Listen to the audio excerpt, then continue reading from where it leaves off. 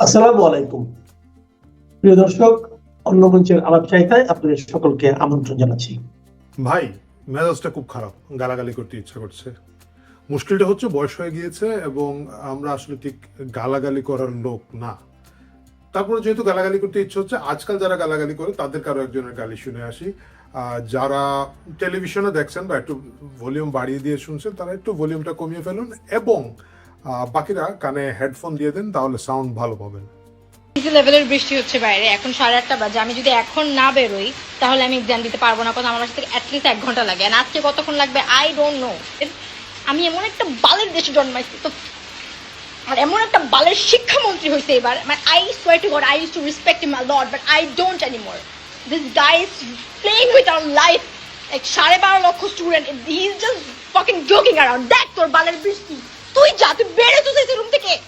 তোর এসি রুমে তোর দামি দামি গাড়ি থেকে বেরো, হেলিকপ্টার থেকে বেরো, তারপর দেখ আমার সাথে কি হইতেছে। আমার অবস্থা এই জেনজি ছাত্রীটির মতো আর কি। আমিও খুব রেসপেক্ট করতাম মিলন ভাইকে, এখনো করি, আমাদের শিক্ষামন্ত্রী এহসানুল হক মিলনকে। কিন্তু আমার একটা প্রশ্ন হচ্ছে যে কি দুঃখে, কি কারণে এই বন্যার মধ্যে কোমর পানি গলা পানিতে মানে 7 দিয়ে গিয়ে ছাত্রছাত্রীদেরকে এইচএসসি পরীক্ষা দিতে হবে। আমি জানি না তারেক রহমান এবং তারেক রহমানের শুভার্থী যারা আছেন তারা বুঝতেছেন পারছেন কিনা মা, যে তাদের যে শিক্ষামন্ত্রী আছেন এহসানুল হক মিলন খুবই ভালো লোক, খুবই ডেডিকেটেড লোক, কিন্তু ডেট এক্সপায়ার্ড মাল, যেটা আমি আগেও একটা ভিডিওতে বলেছিলাম যে তার পক্ষে এখন আর আসলে বর্তমান যুগের সাথে তাল মিলিয়ে কাজকর্ম করার মতো অবস্থা ওনার আর নাই। এবং সেটা যে নাই এর একটা মানে বিভিন্ন ধরনের প্রমাণ প্রতিদিন তিনি দিয়ে যাচ্ছে। এর মধ্যে হচ্ছে যে এই এইচএসসি পরীক্ষার সময় এই যে সারা বাংলাদেশ ভেসে যাচ্ছে, দেশের বিশাল একটা অংশ বন্যা কবলিত, এবং বাকি সব জায়গায় যেগুলোতে বন্যা নেই, বড় বড় শহরগুলোতে রাস্তাঘাটে পানি কোমর পানি গলা পানি পর্যন্ত হয়ে বসে আছে, কিন্তু তাকে এইচএসসি পরীক্ষা নিতেই হবে। কেন নিতে হবে এটা নিয়ে তারা একটা প্রেস নোট দিয়েছে। আমি সেই প্রেস নোট পড়ি নাই, সরকারি প্রেস নোট পড়ার মতো আসলে রুচি হয় না, বাট পত্রিকা থেকে যেটা দেখলাম 2-3টা কথা, এর মধ্যে হচ্ছে যদি এই পরীক্ষা এই থামিয়ে দেওয়া হয় ছাত্রছাত্রীদের অনেক ক্ষতি হবে, ভবিষ্যতে তাদের এটা হবে ওইটা হবে, বিশ্ববিদ্যালয়ে ভর্তিতে দেরি হয়ে যাবে। কি ঘোড়ার ডিমের বিশ্ববিদ্যালয় আমাদের সেগুলোর ভর্তি পরীক্ষা, এবং সেখানে আবার দেরি হয়ে যাচ্ছে। মানে বিশ্ববিদ্যালয়ের ভর্তির অবস্থাটা কি সেটাও আমি আপনাদেরকে একটু যদি দেখাই আর কি। আমার একজন খুব প্রিয় মানুষ আছেন, খুবই খুবই খুবই প্রিয়। তার নাম হচ্ছে মোহাম্মদ আব্দুল হান্নান মাসুদ। তিনি একজন ছাত্র নেতা, তিনি একজন সংসদ সদস্য, এবং তিনি কোন সাবজেক্টে পড়েন আপনারা জানেন নাকি? তিনি কিন্তু ঢাকা বিশ্ববিদ্যালয়ে ইংরেজিতে একটা সাবজেক্ট পড়তেন, সেটা আবার ইংরেজি সাহিত্য না, কিন্তু সেটা হচ্ছে ইংলিশ ল্যাঙ্গুয়েজ টিচিং বা English language education at the institute of কি যেন আছে, এটা হচ্ছে তাদের ইনস্টিটিউটের নাম হচ্ছে institute of modern language university of Dhaka. মানে তিনি ঢাকা বিশ্ববিদ্যালয়ের মতো বাংলাদেশের টপ বিশ্ববিদ্যালয়ে ইংরেজি পড়েন। আসুন বিশ্ববিদ্যালয় তাকে 3 বছরে কি ইংরেজি শিখিয়েছে সেটাও একটু দেখে আসি। It's my security concern where I live, and it's my security question by how I go.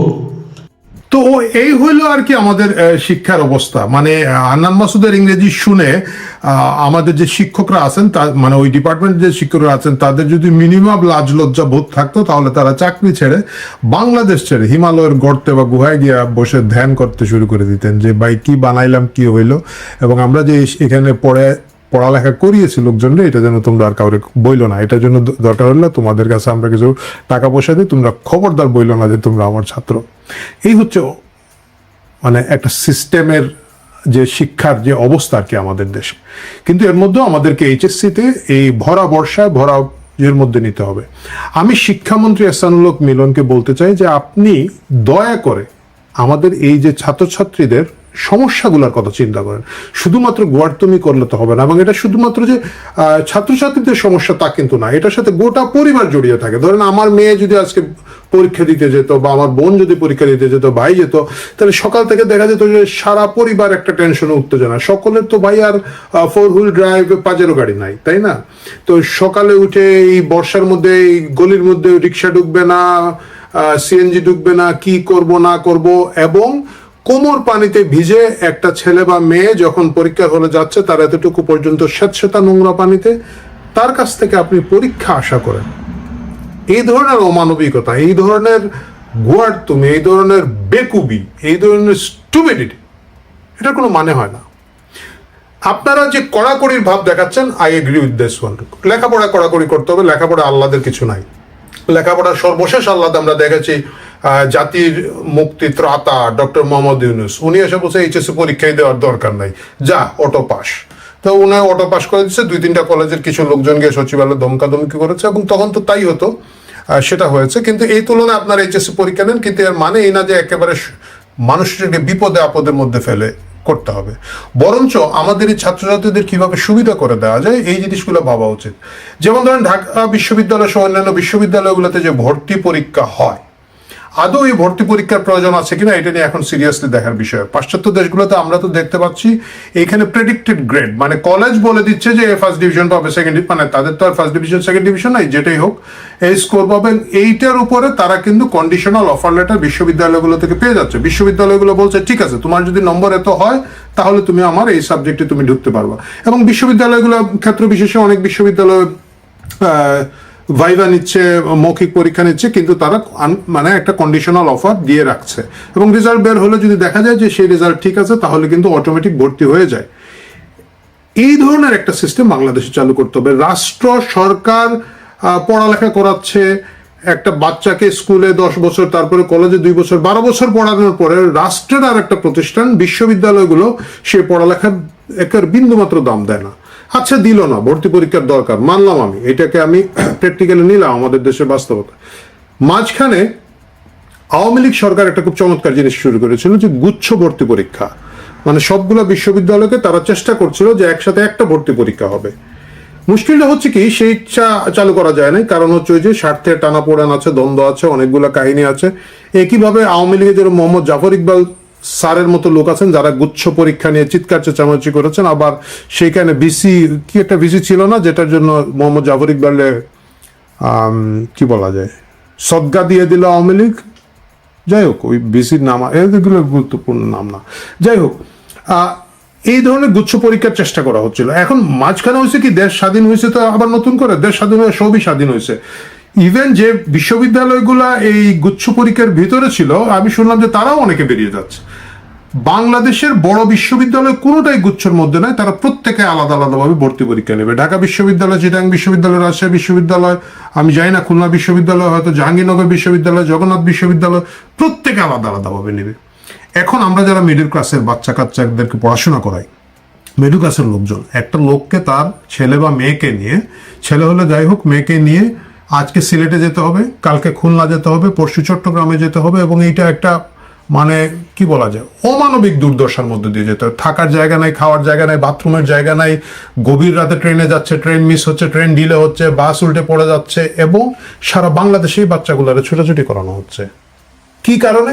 বিশ্ববিদ্যালয়গুলো ভাবে আমাকেই বেস্ট স্টুডেন্টটা বেছে নিতে হবে, এবং সেই যার কারণে আমি অন্য কারো ভর্তি পরীক্ষার সাথে নাই।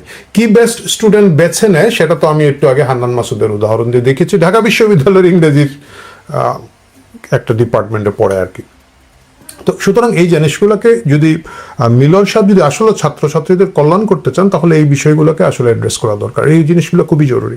নাম্বার 2 হচ্ছে, ইভেন আমার কাছে মনে হচ্ছে যে এত লোকজনকে বিশ্ববিদ্যালয়ে পড়ানোর প্রয়োজন আছে কিনা এটা সরকারের এখন দেখার প্রয়োজন আছে। কারণ বিশ্ববিদ্যালয় আসলে পড়তে যায় না, বিশ্ববিদ্যালয়ে যায় বিসিএস এর কোচিং করতে। এটা আমিও জানি, আপনি জানেন, এই এক বিসিএস এর ডাক্তার ভাই সরকার ফালায় দিছে ওরা 2 বছর আগে, তাই না? So BCS is important. তাই যদি হয় এইচএসসি পরীক্ষার পরে বিসিএস নিয়ে নেন, মানে এটা আমি জানি অনেকে এখন বলবেন যে তুই তো আরেক পণ্ডিত দিয়ে শুরু করেছিস।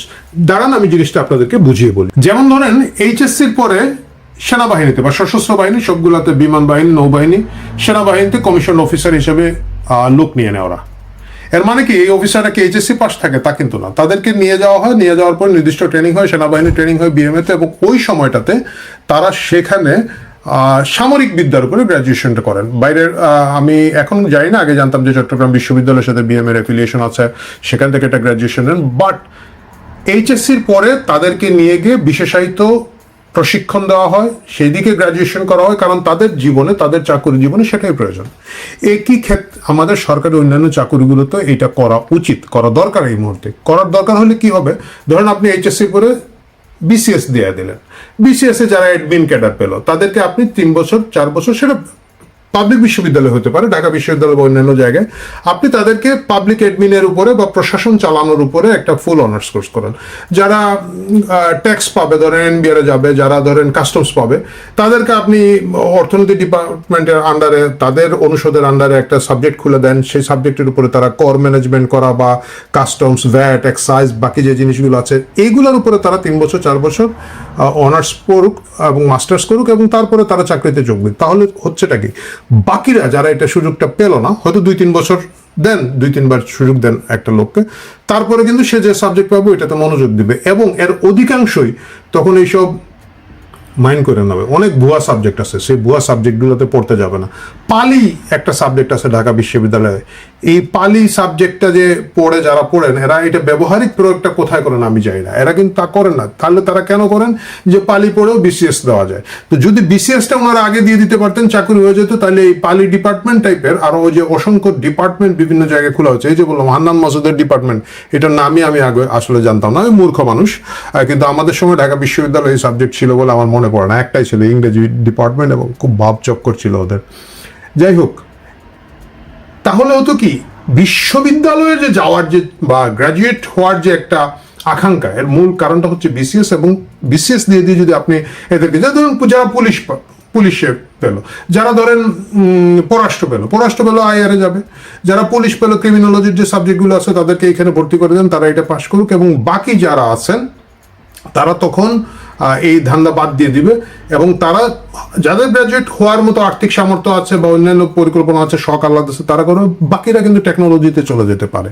আমাদের অনেকগুলো টেকনোলজিক্যাল ইনস্টিটিউট তৈরি করা দরকার এবং সেইগুলোতে এদেরকে আমরা তখন স্থান দিতে পারবো। এতে হচ্ছে যে উচ্চশিক্ষার যে বিপুল ব্যয়ভার এবং এই যে বিপুল অপচয়, সেটা বন্ধ করা যায়।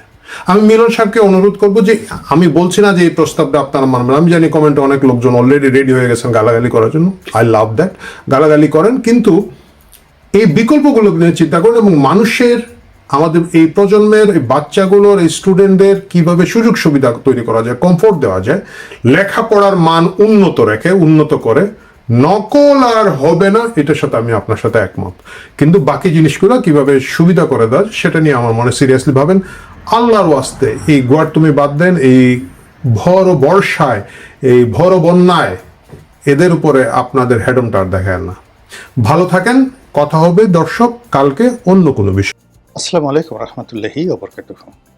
সম্মানিত দর্শক, সময়টি আমাদের কারোর জন্য ভালো নয়, বিশেষ করে সরকারের জন্য। নতুন বাজেট হয়েছে, এই বাজেট বাস্তবায়নের একেবারে প্রথম মাস। নতুন করে যেভাবে কর আরোপ হয়েছে, সেই করগুলো সংগ্রহ করা, এজন্য নতুন করে পরিপত্র ছাপানো, টোটাল কম্পিউটারের যে সফটওয়্যারগুলো থেকে শুরু করে অনেক কিছু ঢেলে সাজাতে হবে। এই জন্য সরকারকে আসলে একটা পিসফুল সময় পার করতে হবে। আপনারা যারা আয়কর দিতে চাচ্ছেন, গিয়ে দেখুন তারা আয়কর দিতে পারছে না। এর কারণ হলো যেভাবে নতুন ট্যাক্সেশন হয়েছে বাজেটের পরে, সে অনুযায়ী আগের যে আয়কর, সেই আয়করের যে স্ট্রাকচার অনলাইনে নেওয়া হতো সেটা দেওয়া যাচ্ছে না। আপনারা জানেন যে যারা বিদ্যুৎ বিল দিচ্ছেন সারা বাংলাদেশের, বিদ্যুতের প্রিপেড মিটার থেকে শুরু করে অন্যান্য মিটারে ভীষণ রকম গণ্ডগোল হচ্ছে। কোথাও বিল কম আসছে, কোথাও বেশি আসছে। এটি আসলে সরকারি কর্মকাণ্ডে মারাত্মক বিপত্তি তৈরি করে ফেলছে। এরপর সারা দেশে মুষলধারে বৃষ্টি হচ্ছে, বন্যা হচ্ছে বিস্তীর্ণ এলাকাতে।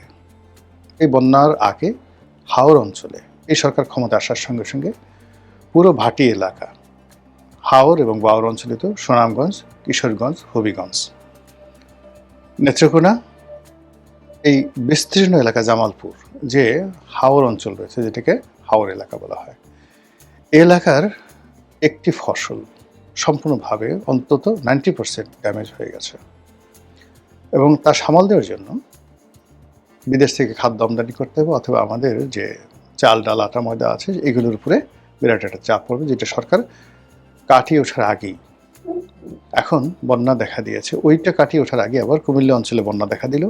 কুমিল্লার বন্যা শেষ হতে না হতেই এখন বান্দরবান, চট্টগ্রাম, কক্সবাজার এই অঞ্চল এবং তার সঙ্গে সঙ্গে দক্ষিণ অঞ্চল, বরিশাল, পটুয়াখালীতে অঝোরে মুষলধারে বৃষ্টি এবং ঢাকাতে নজিরবিহীন জলাবদ্ধতা। এগুলো সবই প্রাকৃতিক দুর্যোগ। কাজেই প্রাকৃতিক দুর্যোগের সময় যে ঘটনাগুলো ঘটে, সেই ঘটনাগুলোর ব্যাপারে আপনাকে খুবই সতর্ক হতে হয়। স্বয়ং আল্লাহ রাসূল মুহাম্মদ রাসূলুল্লাহ সাল্লাল্লাহু আলাইহি ওয়াসাল্লাম বলেছেন, যখন তুমি দেখবে যে ফিতনা শুরু হয়ে গেছে, তখন এই ফিতনা থেকে বাঁচার জন্য তুমি ঘরের মধ্যে থাকো, অর্থাৎ তোমার কর্ম সীমিত করো। এখন বাংলাদেশে যে কোনো কারণে হোক একটা ফিতনা শুরু হয়েছে।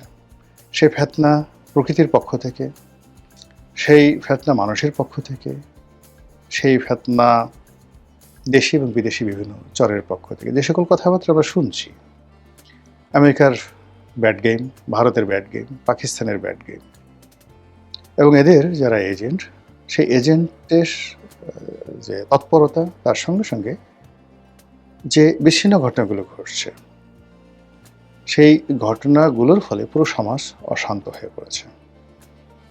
এই অশান্ত সমাজকে শান্ত করার জন্য সরকারের খুব জরুরি পদক্ষেপ নেওয়া প্রয়োজন। প্রকৃতিতে একটা জিনিস আছে যে একই ঘটনা বারবার ঘটে, মানে পৌষ এবং মাঘ মাসেই আপনাকে শীত মোকাবেলা করতে হবে, আষাঢ় শ্রাবণে অঝরে বর্ষণ হবে, তারপর শরৎ হেমন্তেতে এক ধরনের প্রকৃতি আসবে। তো সেক্ষেত্রে আমাদের দেশের এই যে জুলাই, আগস্ট এবং সেপ্টেম্বর, এই 3টি মাস আমাদের দেশের খুবই খারাপ একটা সময়। এই সময়টাতে কোনো অবস্থাতেই কোনো রাজনীতির ঝুঁকি নেওয়াটা বুদ্ধিমানের কাজ নয়, এবং এখানে এই মাসে কোনো সমস্যা হতে পারে, এনি সিঙ্গেল প্রবলেম হতে পারে, সেদিকে যাওয়াই যাবে না। এখন যে সমস্যাটা হয়েছে জুলাই মাসে, একদিকে জুলাই বিপ্লবের যারা অংশীজন, তারা সারা বাংলাদেশে সবার সমিতি সমাবেশ করার চেষ্টা করছেন, এবং সেখান থেকে সরকারের সমালোচনা করছেন যে সরকার ক্ষমতা এসে তাদেরকে ভুলে গেছে, তাদের দয়াতে, তাদের কাজের কর্মের যে ফল, সে ফল তারা ভোগ না করে সরকার ভোগ করছে। এরা লন্ডন থেকে আসছে, কেউ শিলং থেকে এসছে, কেউ সিঙ্গাপুর, পাকিস্তান, বিভিন্ন দেশে পালিয়েছিলেন, তারা আসছে, এসে সরকার গঠন করেছে এবং মুড়ি মোয়া খাচ্ছে। এরকম কথা যখন জুলাই আগস্টের বিপ্লবী এনসিপি বলছে, ঠিক সেই সময়টাতে জামাতের আমির বলছেন যে লক্ষণ ভালো না, তারা সংসদ থেকে ওয়াক আউট করে ফেলছেন। কি জন্য? যে তাদের যে জুলাই সনদ, এই জুলাই সনদ বাস্তবায়িত হচ্ছে না, সংবিধান সংশোধন যেভাবে হচ্ছে সেভাবে তারা চাচ্ছে না, এই সংবিধান সংশোধনের যে কমিটি, সেই কমিটিতেও তারা থাকতে চাচ্ছে না। এই ঘটনা যখন ঘটছে, ঠিক সেই সময়টাতে আপনি চিন্তা করুন, এই জুলাই মাসেই কথা নেই বার্তা নেই, শেখ হাসিনা রয়টার্সের এক সাক্ষাৎকার দিয়ে বললেন যে তিনি বাংলাদেশে আসবেন, আর এমনি হই হই করে সারা বাংলাদেশের টেকনাফ থেকে তেঁতুলিয়া পর্যন্ত এই এলো, এলে কি হবে? আরেক গ্রুপ বললো যে না আসবে না, আপা আসবে না। এইভাবে 2 দিন বা 3 দিন চললো। 3 দিন চলার পরে এর মধ্যে এসএসসি পরীক্ষা নিয়ে একের পর এক লঙ্কাকাণ্ড ঘটল। মুষলধারে বৃষ্টি, সেই বৃষ্টির মধ্যে ছেলেমেয়েরা পরীক্ষা দিতে চাচ্ছিল না, এবং বাস্তবিক অর্থে ঢাকা সহ যে সকল অঞ্চলে জলাবদ্ধতা তৈরি হয়েছে, বন্যা হয়েছে, আসলে সেখানে পরীক্ষাটা দেওয়া সম্ভব নয়। প্রচুর কষ্ট হয়েছে ছেলে মেয়েদের, অনেক দুর্ঘটনা ঘটেছে এবং অনেকে পরীক্ষা দিতে পারেনি। তো সেই সময় সকলের একটা দাবি ছিল যে এই পরীক্ষাটা পেছানো হোক। আমি একজন সাধারণ মানুষ, আমার মাথায় আসে না যে কেন এর মধ্যে ছেলে মেয়ে পরীক্ষা দিতে যাবে, আর এই পরীক্ষা যদি 1 সপ্তাহ পিছিয়ে দেওয়া হতো তাহলে কি ক্ষতি হতো সরকারের। কিন্তু সরকার কেন এখানে জিদ ধরলো, কার বুদ্ধিতে, কার পরামর্শে? এবং এর সঙ্গে যদি ওই যে দেশি বিদেশি চক্রান্ত সেগুলো থাকে, তাহলে আমি অবাক হব না। বিকজ যারা এই ধরনের ডিপ স্টেট পলিসি চালায়, তারা জানে যে যখন প্রকৃতি এরকম একটা কোনো ঘটনা ঘটায়, যখন মানুষকে বিক্ষুব্ধ থাকে, যখন মানে বারুদে আগুন লাগা মাত্র সারা দেশে আগুনের লেলিহান শিখা প্রবাহিত হয়ে যায়, এই সময়গুলোর জন্য বিদেশি যারা চক্রান্তকারী তারা বসে থাকে। কাজেই এরকম একটা বর্ষা যখনই হয়েছে, তারা বললো যে ঠিক আছে, ওপেন দ্য ডোর, এখন কিছুটা ঘটবে। তারপরে যখন পরীক্ষার ডেট হলো, এই তো ঘটে গেছে।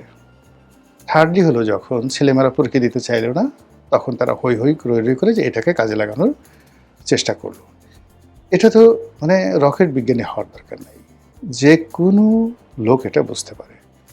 কেন শিক্ষামন্ত্রী এই বিষয়গুলো বুঝলেন না, কিংবা শিক্ষামন্ত্রী যিনি বস, প্রধানমন্ত্রী এই বিষয়গুলো কেন বুঝলেন না?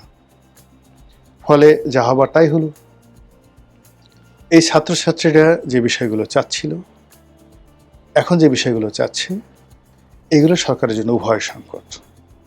যদি শিক্ষামন্ত্রী এহসানুল হক মিলন পদত্যাগ করেন, কালকে বলবে যোগাযোগ মন্ত্রী রবিউলকে পদত্যাগ করতে হবে। পরশুদিন সমস্ত ডাক্তার এবং নার্স যারা আছে তারা স্বাস্থ্যমন্ত্রীর বিরুদ্ধে রাস্তায় নামবে। তারপরের দিন ভিপি নুরুর বিরুদ্ধে নামবে, তারপরের দিন জোনায়েদ শাকের বিরুদ্ধে নামবে, তারপরের দিন দেখা গেল ওই যে আরেকজন মন্ত্রী আছেন শাহ আলম মন্ত্রী, তো ওনার বিরুদ্ধে নামবে। এরপরে আলটিমেটলি এই জিনিসগুলো তৈরি হয়ে গেছে এবং এগুলো এরপরে নামবে, সবচেয়ে বেশি নামবে সালাউদ্দিন সাহেবের বিরুদ্ধে। ইতিমধ্যে বিএনপির মধ্যেই তো নানা রকম প্রতিক্রিয়া।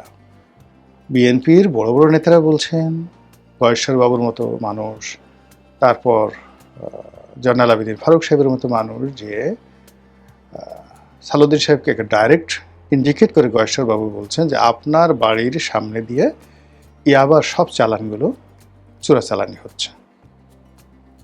এই কথা বলা মানে এর চেয়ে তার অপমান থাকতে পারে না, পার্লামেন্টের মধ্যে হচ্ছে। আবার জয়নাল আবেদিন ফারুক বলছেন যে এই মানে আওয়ামী লীগের আমলে যে সকল ইয়াবা ব্যবসা ছিল, এটা এখন বিএনপির কিছু নেতাকর্মীরা নিয়ন্ত্রণ করে। হোয়াট ডাজ ইট মিন? এটার অর্থ কী? তাহলে যে বিএনপির মধ্যে যে গৃহদাহ, গৃহ বিবাদ, বা বিএনপির মধ্যে যে বিষ বৃক্ষগুলো তৈরি হয়েছে, সেই বিষ বৃক্ষকে ফুলে ফলে শোভিত করার জন্য সরকারের যারা প্রতিপক্ষ তারা নানা রকম ন্যারেটিভ তৈরি করছেন। এবং বিশেষ করে হাসনাত আবদুল্লাহ থেকে শুরু করে নাসিরউদ্দিন পাটোয়ারি, অন্যান্য যারা আছেন যারা খুবই মুখরা, যারা স্পষ্টবাদী, স্ট্রেট ওয়েতে কথাবার্তা বলেন, তারা তো এই মন্ত্রীদের নাম উচ্চারণ করে, সালাউদ্দিন সাহেবকে নাম উচ্চারণ করে যা মুখে আসে তাই বলছে। অন্যদিকে এহসানুল হক মিলন, মানে তিনি তার যে যাকে বলা হয় পদ পদবীর যে মর্যাদা, এটাকে আলটিমেটলি জিরো বানিয়ে ফেলেছেন।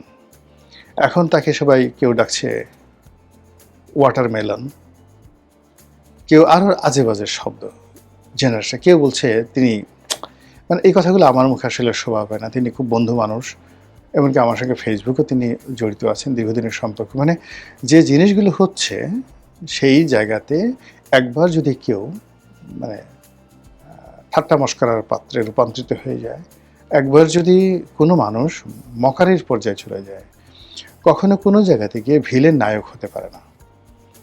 একবার ভিলেন হয়ে গেলে সে কখনো নায়ক হয় না। এবং কোনো একজন মানুষকে যদি একবার জোকার বানিয়ে ফেলানো হয়, কোনো অবস্থাতেই তাকে দিয়ে আপনি সিরিয়াস কোনো কাজ করাতে পারবেন না। জানাজার নামাজে যদি আপনি এরকম কোনো জোকারকে পড়তে দেন, পিছনে যারা জানাজার নামাজ আদায় করছে তারা হাসতে হাসতে অস্থির হয়ে পড়বে, রীতিমতো অস্থির হয়ে পড়বে। তো কাজেই প্রত্যেকটা মানুষকে তার ব্যক্তিত্ব ধরে রাখতে হয়, অথবা যে কোনো কারণে যদি মানুষ এই তার ব্যক্তিত্ব যাকে বলা হয় হারিয়ে ফেলেন, তাহলে তাকে ওই পেশাটা ছেড়ে দেওয়া উচিত বা চলে যাওয়া উচিত। তো সেই দিক থেকে এই যে জুলাই মাসে জেএনজি এই যে রাস্তায় নেমে এসেছে এই সময়টাতে, এর সঙ্গে প্রাকৃতিক, এর সঙ্গে ভৌগোলিক, এর সঙ্গে আন্তর্জাতিক, এর সঙ্গে আমাদের সমাজের চাহিদা, এর সঙ্গে আমাদের যে পাওয়া না পাওয়ার বেদনা, সব একত্র হয়ে আছে। এবং সেই একত্র হয়ে পুরো রাজপথকে এখন রীতিমতো গরম করে ফেলা হয়েছে। এবং এটা যুগপৎভাবে নেপালের সঙ্গে মিলে গেছে। আপনারা জানেন যে সেখানে বাংলাদেশের মতো একটি সরকার প্রতিষ্ঠিত হয়েছে, বালেন্দ্র শাহদেব। এবং আমরা সবাই বাংলাদেশে বসে বালেন্দ্র শাহদেবের যে কর্মকাণ্ড, সেই কর্মকাণ্ড নিয়ে খুবই ইতিবাচক আলোচনা করেছে। যে তিনি সেখানে অনেকটা যাকে বলা হয় ধর্মপুত্র যুধিষ্ঠির, কিংবা অনেকটা ফাটাকেষ্ট, অথবা অনেকটা নায়ক, হিন্দি সিনেমার যে নায়ক অনিল কাপুরের সেই বিখ্যাত নায়ক সিনেমা, সেইভাবে বালেন্দ্র অনেকগুলো কাজ করার চেষ্টা করেছেন এবং প্রশংসার পেয়েছেন, সব দিক থেকে প্রশংসা পেয়েছেন। কিন্তু ছোট একটা ভুলের কারণে সেখানকার জেএনজিরা আবার তার বিরুদ্ধে রাস্তায় নেমেছে এবং প্রবল আন্দোলন চলছে এবং তার সঙ্গে প্রায় একই সঙ্গে বাংলাদেশে শুরু হয়েছে। এবং বাংলাদেশে যদি আপনি তারেক জিয়াকে ধরেন, তার কর্মকাণ্ড অনেকটা বালেন্দ্রের মতো। তিনি মন্ত্রীদেরকে দালালি করতে নিষেধ করছেন, তিনি পারিবারিক জীবন যাপন করছেন, ছুটোছুটি করছেন, খুব সাধারণভাবে রাষ্ট্রের ব্যয় কমানোর জন্য খুব সাধারণ মানে আড়ম্বরহীন জীবনযাপন করছেন। সবই অনেকটা বালেন্দ্রের ক্যাটাগরি। এবং তার সঙ্গে এই যে তার মন্ত্রীদের বিভিন্ন কর্মকাণ্ড এবং জেএনজি রাস্তায় বের হয়ে আসা, পুরো জিনিসটি মনে হচ্ছে যে বাড়া ভাতে ছাই দেওয়ার মতো। এখন এই যে বাংলাদেশে যে ঘটনাগুলো ঘটছে এখন, সেই ঘটনাগুলো সরকারকে চিন্তা করতে হবে, সরকারকে চিন্তা করতে হবে এবং ইতিহাস থেকে শিক্ষা নিতে হবে। কি শিক্ষা নিতে হবে? যে কোনো অবস্থাতেই জিদ করা যাবে না। যারা তরুণ এরা অসংবদ্ধ, মানে যাকে বলে অসংগঠিত, এর মধ্যে কোনো সেন্ট্রাল নেতৃত্ব নেই যারা এই মুহূর্তে রাস্তায় নেমেছেন। তাদের সঙ্গে নেগোসিয়েশন করা বা কোনো কিছু করা এটা একেবারে অসম্ভব। ফলে এক বাক্যে তাদের দাবিগুলো প্রধানমন্ত্রী যদি মেনে নেন তাহলে এক ধরনের ফলাফল হবে। কিন্তু এখানে অতীতে যদি ভাবে কোটা বিরোধী আন্দোলনের যারা আন্দোলনকারী ছিলেন তাদের বিরুদ্ধে যেভাবে প্রথমে পুলিশ লেলিয়ে দেওয়া হয়েছিল, যেভাবে ছাত্রলীগকে নামানো হয়েছিল, এটা একটা রং সিদ্ধান্ত ছিল। যখন ওবায়দুল কাদের দম্ভ ভরে বলেছিলেন যে এদেরকে মোকাবেলা করার জন্য আমার ছাত্রলীগই যথেষ্ট, এবং ওই দিন থেকে আওয়ামী লীগের পতন শুরু হয়েছিল। ঠিক সেই ভুল এই প্রথম দিন আজকে যে ভিডিওটা করছি, যখন ছাত্ররা আন্দোলন করছে মঙ্গলবার, এবং সেই আন্দোলনে পুলিশের লাঠিচার্জ, সেই আন্দোলনে ছাত্রদলের ছেলেদের সঙ্গে তাদের হাতাহাতি, এটা এই আন্দোলনকে আরও বেগবান করেছে, আরও সমস্যা তৈরি করেছে। এবং এর ফলে এই আন্দোলনকে চালিয়ে নেওয়ার জন্য তারা যে ঘোষণা দিয়েছে, এটিকে যদি সরকার সতর্কতার সাথে ব্যবহার করতে না পারে, সরকার আচরণ যদি সংযত না হয়, তাহলে এটি অনেকটা বিদ্যুতের মতো ছড়িয়ে যেতে পারে টেকনাফ থেকে তেঁতুলিয়া পর্যন্ত, এবং আলটিমেটলি ছড়িয়ে গেছে। আজকে যে ঘটনা ঘটলো আপনারা লিখে রাখেন, আগামীকালের সে দ্বিগুণ 3 গুণ শক্তি নিয়ে এই রাজপথ তারা কাঁপাবে, যদি না সরকার আজকে রাতের মধ্যে কোনো নাটকীয় সিদ্ধান্ত না নেয়।